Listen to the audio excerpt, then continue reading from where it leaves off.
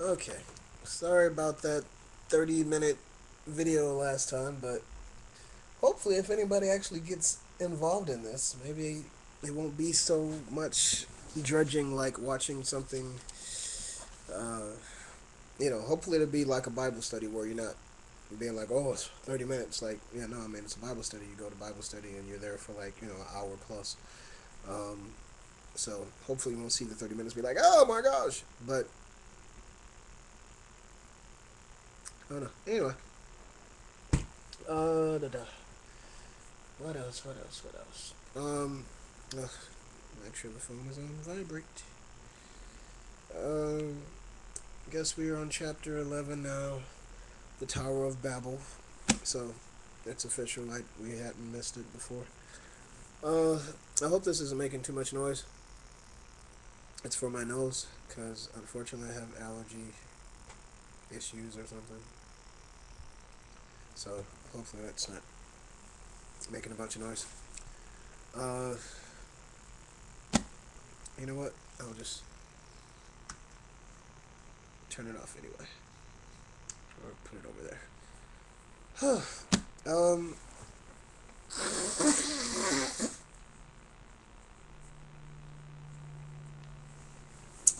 Pardon me. Okay, let's get it going here. I want to try to make it to chapter 14, considering I'm a month behind. I think I put the first video up the first part of November, and I was supposed to be doing 7 chapters a day.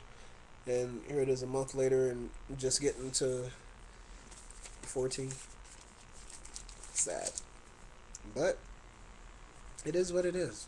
I mean, you know, I don't think 7 chapters a day is that ambitious, but I mean, considering my schedule, it's not. But um, I guess for a lot of people, reading the Bible for any length of time every day is something that most Christians do not do. So I guess I shouldn't be too surprised that none of the people who I put the video link before, or anybody I shared with on Facebook, whatever, that I'm still by myself, and that any of the other people who had subscribed to my channel over the however long I've had this account, um, no one has joined with me as of yet, but it happens. It happens. We do not make the word a priority, and maybe you're studying the word on your own, and if that's the case, then God bless you. So, chapter 11, the Tower of Babel. At one time, the whole world spoke a single language and used the same words. As the people migrated eastward, they found a plain in the land of Babylonia and settled there. They began to talk about construction projects. Come, they said, let's make great piles of burnt brick and collect natural asphalt to use as mortar. Let's build a great city with a tower that reaches to the skies, a monument to our greatness. This will bring us together and keep us from scattering all over the world.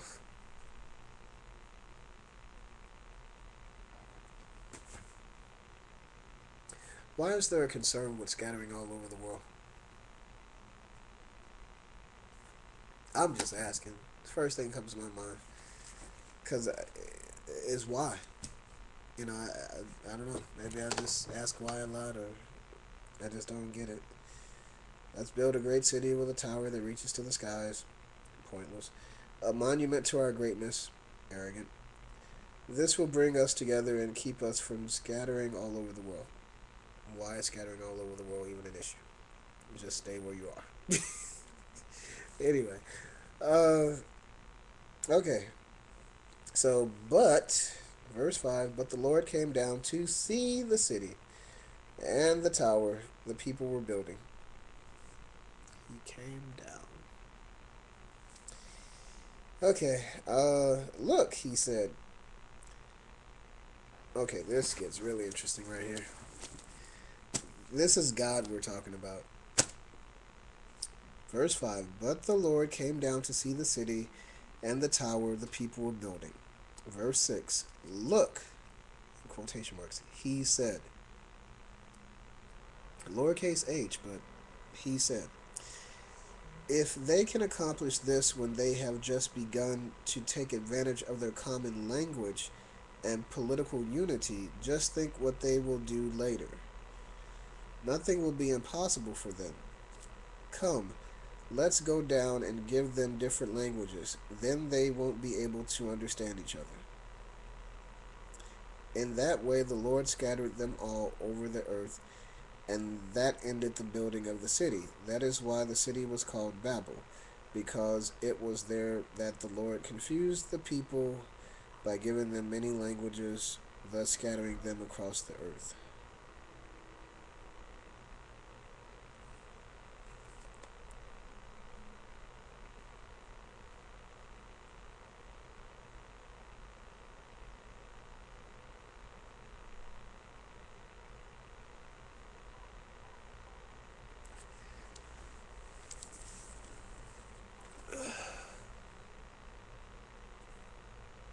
Anyway, um, at first thought, I'm like,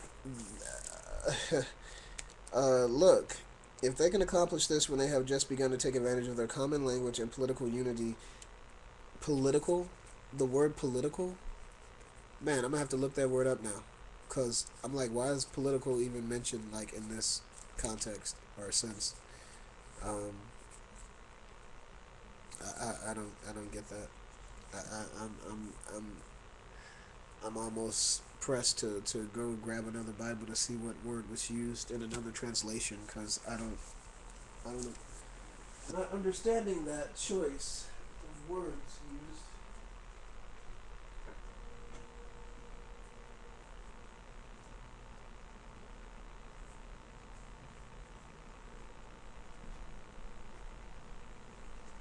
Phew. Okay, so I have my Bible, my other comparative study Bible has like four translations: NIV, King James, New American Standard, and Amplified. Let's look at this. Genesis. Where are we at? Genesis 11. Okay, so Genesis 11. Let's look at King James. Okay. And the Lord said, Behold, verse 6, and the Lord said, Behold, there are one people, and they have all one language, and this is only the beginning of what they will do.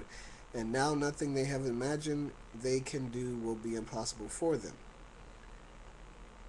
Okay. At least I don't get that word political. New American Standard Version, verse 6. Behold, they are one people, and they all have the same language, and this is what they begin to do. And now nothing which they purpose to do will be impossible for them. Okay, New International Version, verse 6. The Lord said, If as one people speaking the same language they have begun to do this, then nothing they plan to do will be impossible for them. Come, let us go down and confuse their language, so they will not understand each other. Well, and Amplified. And the Lord said, Behold, they are one people, and they have all one language, and this is only the beginning of what they will do, and now nothing they have imagined they can do will be impossible for them. Come, let us go down and confound, mix up, confuse their language, and that they may not understand one another's speech. Okay, unfortunately, even though I don't have that word political messing me up, unfortunately for me, it still makes no sense. It still makes absolutely no sense that them building a tower, a tall tower, in a city to their greatness or whatever is that big of a deal. That God is like, oh, okay, let's scatter them, blah, blah, blah, blah, blah, blah. This is why I don't get it.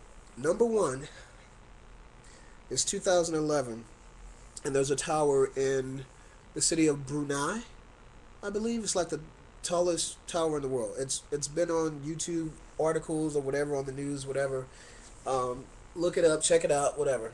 Um, the Empire State Building is still standing, and I believe it was the Empire State Building still taller than the two towers that are gone. But Like, this is nothing new that hasn't been done 10 times over. Structures of men celebrating themselves. I mean, the big cars, the $1 million cars, the big mansions, the homes, the towers, the buildings, the places down in Vegas. I mean, what's the point of God choosing that time and tower to knock down when he knows that in the future it's going to be done 10 times over all over the world later anyway? So what point was it to, well, let's confuse their language because anything that they want to do, they're going to be able to do. Like this wasn't a tower being made for fornication. This wasn't a tower being made for pornography. This wasn't a tower being made for murdering and pedophiles. This was just a tower because we're feeling good about ourselves because we're human. Or because we think we're great. We're smelling ourselves. We're popping our collars. Whatever you want to call it. I don't get it. And in case you missed it, this is going to be a real Bible study. I'm real. You know, I ain't finna be all holier than thou. Like, no, Joker. Like, real talk. Like, there's certain things you want to ask, certain things you want to know, certain things you're curious about, and just we gonna ask them. So I don't get it. Makes no sense. Like as if God would be threatened. I mean, like this comment, especially with the one in the New Living Translation where it used the word political, made it sound like, to be honest, made it sound like some political jokers jealous about what somebody else doing, and so they gonna do something about it. Like, why even trip what somebody else doing? If it ain't, I mean, they got a black candidate, let's get a black candidate. They got a woman candidate, let's get a woman candidate. They got this group of people voting, let's get that group of people voting. I don't get it. I do not get it. I don't know if anybody has the answers. So once anybody starts even looking at these videos, by all means, comment on it. Because I don't get it. It makes no sense to me at all. I don't agree with even you know, this little stuff in here where they say the Tower of Babel was a great human achievement, a wonder of the world, but it was a monument to the people themselves rather than to God. We often build monuments to ourselves, expensive clothes, big house, fancy car, important job, to call attention to our achievements. These may not be wrong in themselves, but when we use them to give us identity and self-worth, they can take God's place in our lives. We are free to develop in many areas, but we are not free to think we have replaced God. What monuments are in your life? First off, lie. Sorry. This is bullcrap and a lie. It says, we have to build monuments to ourselves, expensive clothes, big cars, da da da da. Yeah, exactly. So, going to my first point, why even bother tearing down this tower if you're going to allow 10,000 other towers to be made later? What's the point? What's the point of reprimanding your child for something one time, but if they do it later, you're not going to care about it. You're just going to let them do it. You might as well not even say nothing the first time. You might as well not even give them punishment or whoop them the first time. Come with it, somebody. I'm wanting this intellectual fight. Um, Call it okay. Then they got the audacity to say we are free to develop in many areas, but we are not free to think we have replaced God. That's lie number two and stupid. God has given us the freedom to think a whole lot of stupid stuff. If you don't believe that, turn on the daggone news. Turn on one of them political debate shows or whatever, and see how stupid people think, and to see how people think that God don't even exist. More like, how you gonna say we're not allowed to think that we have replaced God? Atheists do it all day. Catholics do it all day. I mean, other people do it all day of other religious beliefs and so forth and so on. So how you go think we're not allowed to think wrong?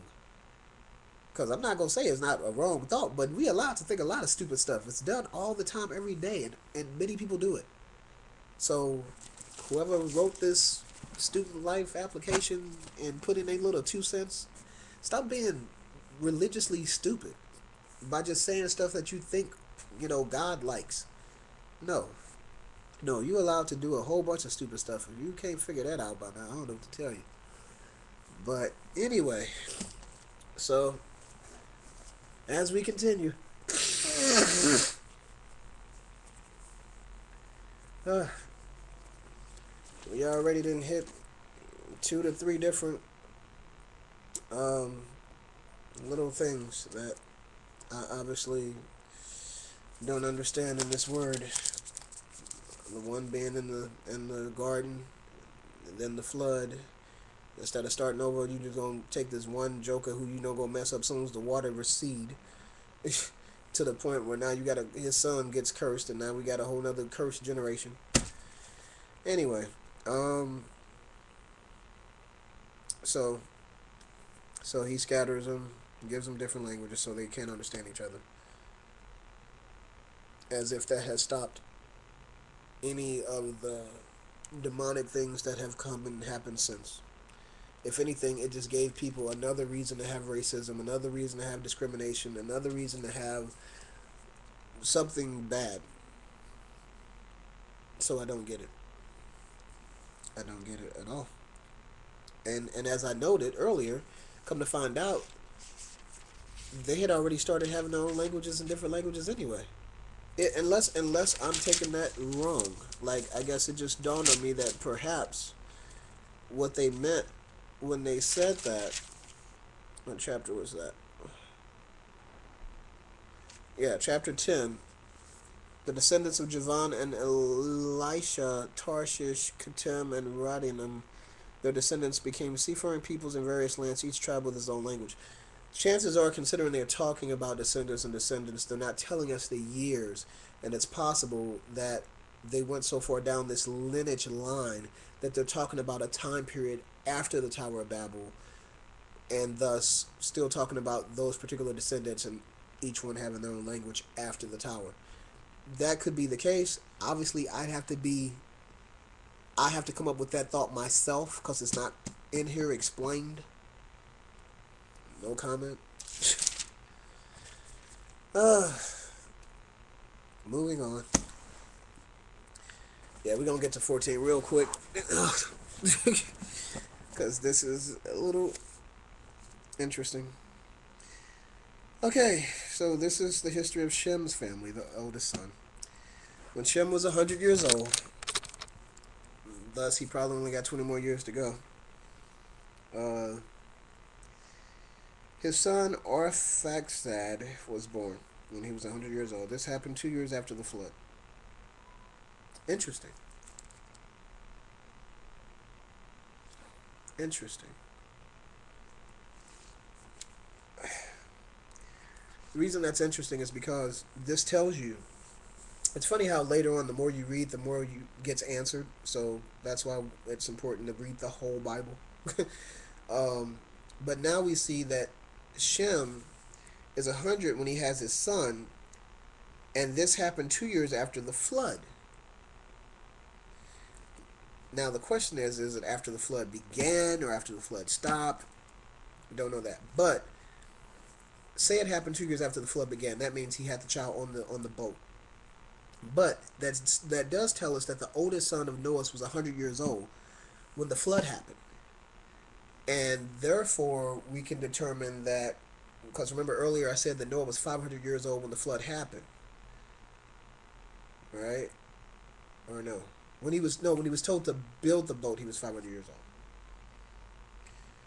So anyway, he was 500 years old when he had 3 sons. That we know, going back to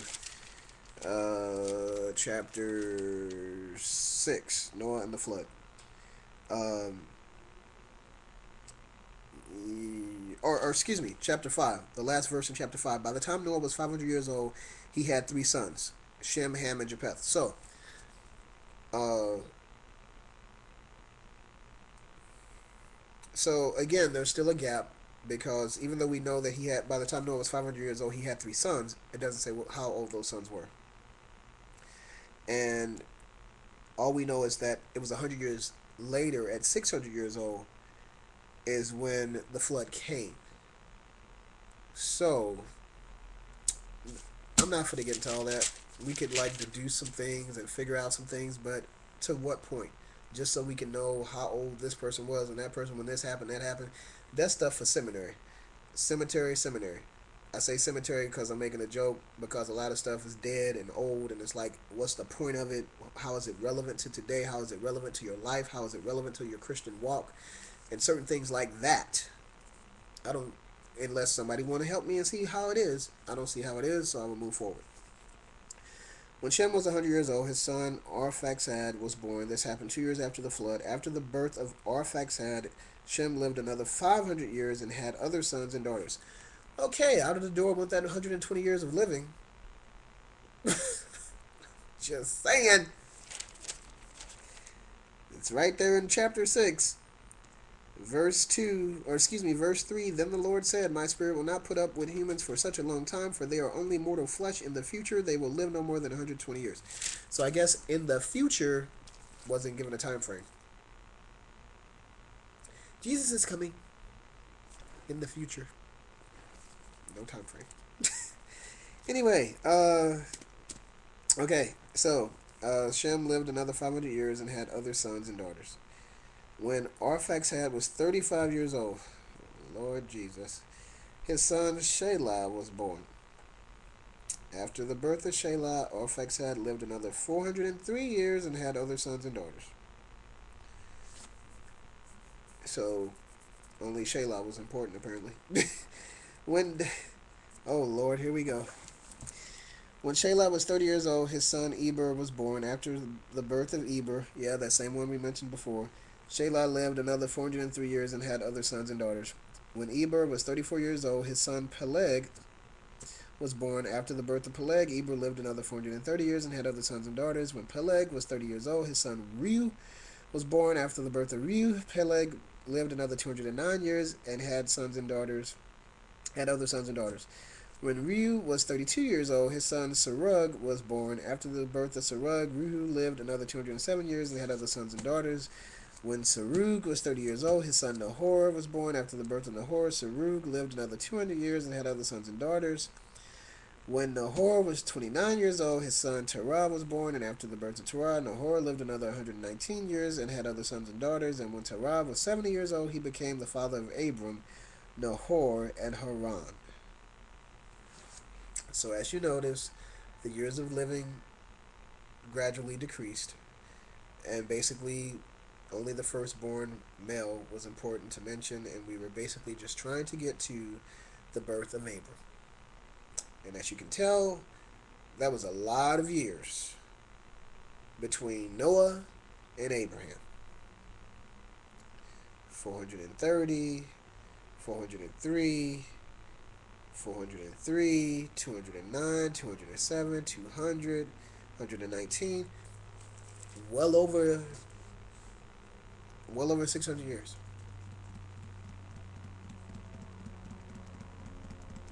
From the time of Noah to the time of Abram, aka Abraham. Interesting. This is the history, verse 27. This is the history of Terah's family. Terah was the father of Abram, Nahor, and Haran. And Haran had a son named Lot. But while Haran was still young, he died in Ur of the Chaldeans, the place of his birth. He was survived by Terah, his father. Meanwhile, Abram married Sarah, and his brother Nahor married Malkah, the daughter of their brother Haran.